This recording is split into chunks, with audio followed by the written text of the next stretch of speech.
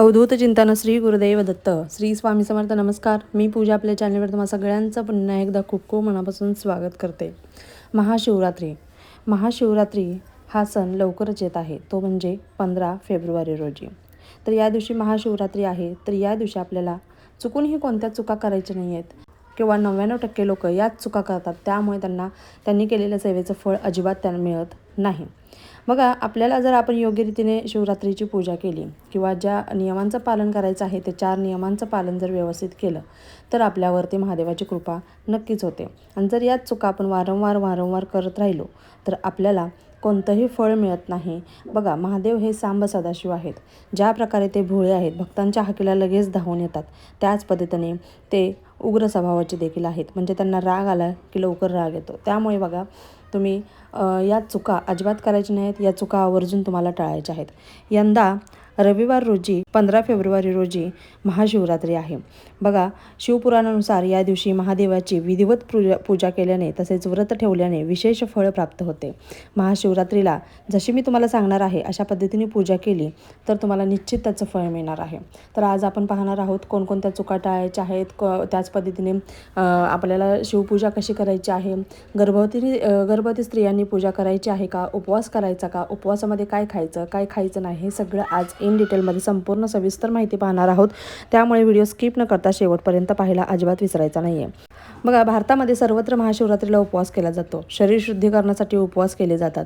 फक्त उपवास खायचा प्यायचा म्हणून उपवास करायचा नाही. शरीराला आराम मिळावा म्हणून थोडासा उपवास करायचा. शरीर शुद्धीकरणासाठी उपवास करायचा असतो. आपलं शरीर जितकं पवित्र राहील, जितकं शुद्ध राहील, तितकं आपल्याला त्याचं फळ मिळत असतं. म्हणून उपवास करायचा असतो. खायचं प्यायचं म्हणून उपवास कधीही करू नये. ठराविक प्रमाणात घेतलेला ठराविक आहार शरीरावर विशिष्ट परिणाम करत असतो. म्हणून शरीर शुद्धीकरणासाठी आणि मन सजग आणि शांत, शरीर शुद्धीकरण झाल्यानंतर मन आपलं सजग आणि शांत बनत असतं. बघा, आता उपवासामध्ये काय खायचं काय नाही खायचं हे देखील तुम्हाला मी सांगते. बघा, आपण उपवास करायचा आहे. उपवास करताना बघा, जास्त करून वरई चुकून देखील खायचं नसते, म्हणजेच त्याला भगर म्हणतात. हे महाशिवरात्रीला किंवा सोमवारच्या कोणत्याही उपवासाला, महादेवाच्या कोणत्याही उपवासाला भगर किंवा वरई ही वर्ज्य आहे. त्यामुळे आपल्याला त्याचं सेवन करायचं नाही आहे. त्याच पद्धतीने खिचडी म्हणजे साबुदाणा आहे, तो पचायला थोडासा जड जातो. कोणाकोणाला ॲसिडिटीचा त्रास होतो, पोटाचा त्रास होतो. त्यामुळे तुम्हाला जर त्याचा त्रास होत असेल तर तुम्ही खाऊ नका. आता खाल्लं तर चालतं, पण तुम्हाला जर त्रास होत असेल खरंच तर तुम्ही फलाहार घ्या, दूध घ्या, फळे घ्या, ड्रायफ्रूट्स खावा. त्याच पद्धतीने खजूर आणि कवट तुम्हाला फळ माहिती आहे. खजूर आणि कवटचा अतिशय मोठा मान आहे. त्यामुळे या दिवशी या 2 फळांचं तर सेवन आवर्जून करायलाच हवं. बघा, तुम्ही दूध वगैरे घेऊन जरी उपवास केला तरी देखील चालणार आहे. फक्त वरई तुम्हाला वर्ज्य करायची आहे. आता गाव आणि वेश ओलांडलं की प्रत्येक भागामध्ये वेगवेगळी पद्धत, वेगवेगळी परंपरा असते. त्याच पद्धतीने तुमच्या गावात जशी पद्धत आहे तशा पद्धतीने तुम्ही उपवास करा.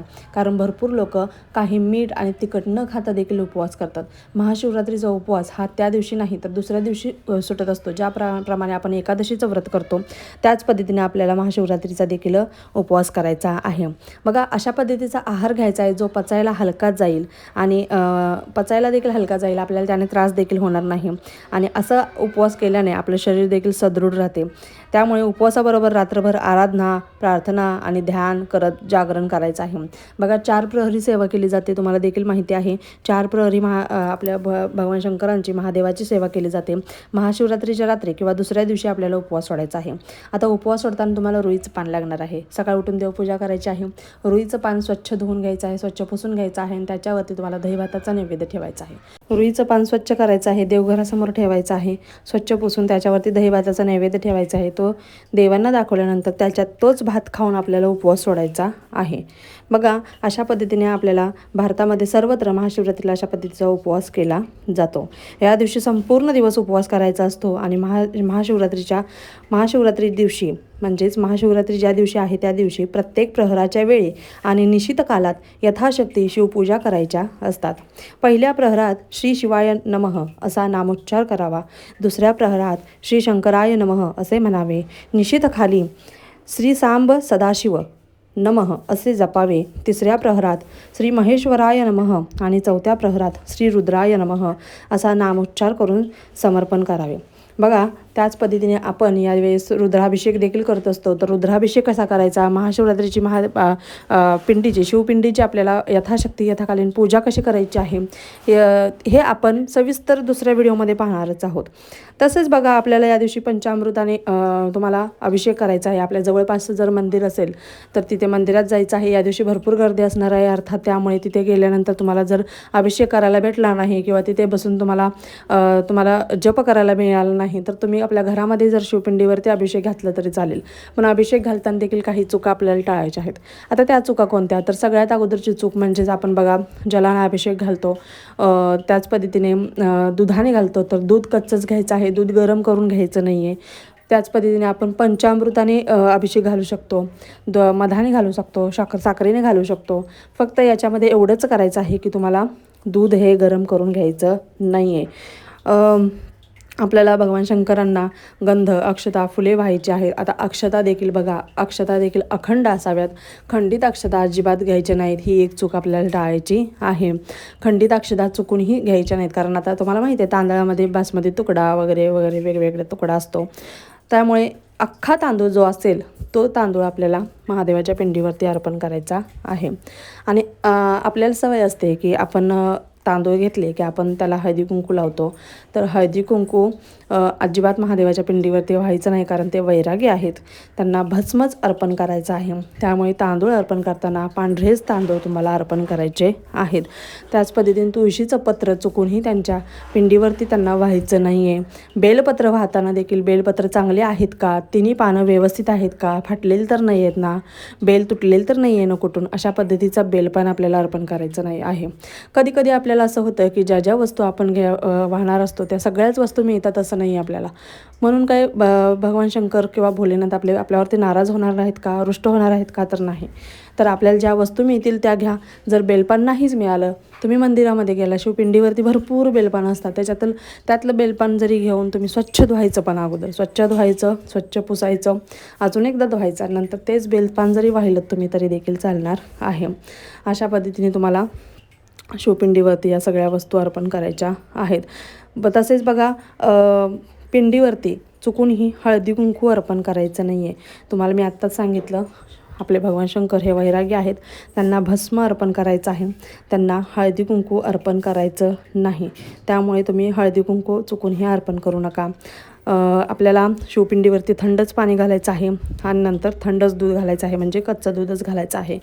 त्याच पद्धतीने ओम नमः शिवाय या शिवस्मरणात जागरण करायचं आहे. अखंड जप आपल्या तोंडामध्ये आपण जपायचं आहे की श्री शिवाय नमस्तुभ्यम किंवा ओम नमः शिवाय, अशा पद्धतीने आपल्याला शिवनामस्मरण करायचं आहे.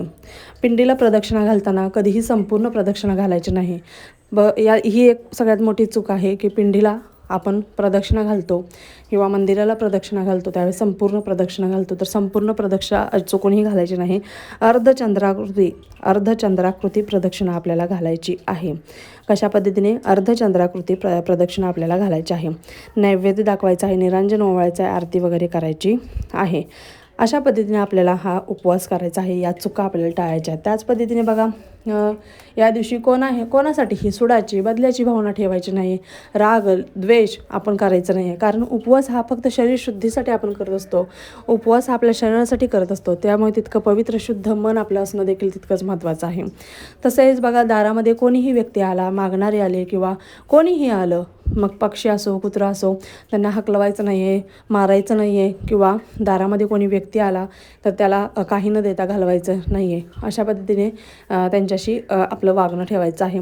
एखाद्या व्यक्तीला उद्धट बोलायचं नाही आहे. जितकी शांतता होईल तितकी शांतता या दिवशी ठेवायची आहे, कारण एखाद दिवशी आपण आपला होतो राग होतो, आपल्याला एखाद्यावरती खूप राग अनावर येतो आपला होतो, त्यावेळेस बघा सणवार असे असतात की त्या दिवशी आपलं मनच तर शुद्धच हवं, पण आपला राग देखील आपल्याला कंट्रोल करता यायला हवा. यासाठी या गोष्टींचं पालन आपल्याला करायचं आहे. उपवासामध्ये तुम्हाला काय खायचं काय नाही खायचं ते देखील सांगितलं. आता गर्भवती महिलांनी बघा 7व्या महिन्यापासून पुढे शिवमंदिरात जाणं त्यांना अलाउड नाही आहे किंवा शिवपूजा त्यांना ते करू शकत नाहीत. कारण बघा मंदिरामध्ये तुम्ही घरातल्या पिंडीची पूजा करू शकता, घरातल्या पिंडीवरती अभिषेक करू शकता, कारण घरातल्या पिंडीवरती नाग नसतो. शिवपिंडीवरती आपण ज्यावेळेस मंदिरात जातो त्यावेळेस महादेवाच्या पिंडीवरती नाग असतो, तुम्हाला देखील माहिती आहे. त्यामुळे नागाची सावली जर आपल्या गर्भावरती पडली तर आपल्याला आपल्या गर्भातील जे बाळ आहे त्याला कालसर्प दोष लागतो. त्यामुळे आपल्याला मंदिरात जाणं अलाउड नाही आहे. त्यामुळे ही गर्भवती स्त्रियांनी एक चूक टाळायची आहे. घरामध्येच तुम्ही शिवपूजा करा, रुद्राभिषेक करा, घरातच तुम्ही वेगवेगळे पाठ करा, शिवअष्टोत्तर नामावली बोला, शिवलीला अमृताचे पठण करा किंवा श्रवण केलं तरी देखील चालणार आहे. तसेच बघा ज्यांना मासिक पिरियड्स वगैरे आहेत त्यांनी तर अर्थात त्या कोणत्या सेवा करू शकत नाहीत, कारण ते नैसर्गिक आहे. निसर्गानेच आपल्याला ते दिलेलं आहे. त्यामुळे आपण त्यावेळेस काहीच करू शकत नाही. त्यामुळे तुम्ही श्रवण जरी केलं तरी देखील या दिवशी चालणार आहे. यूट्यूबला लावून द्या, श्रवण करा. ताई आमचा 4था दिवस आहे, आम्ही डोक्यावरून आंघोळ करून नंतर मग पूजा केली किंवा रुद्राभिषेक केला, शिवपिंडीला अभिषेक केला तर चालेल का?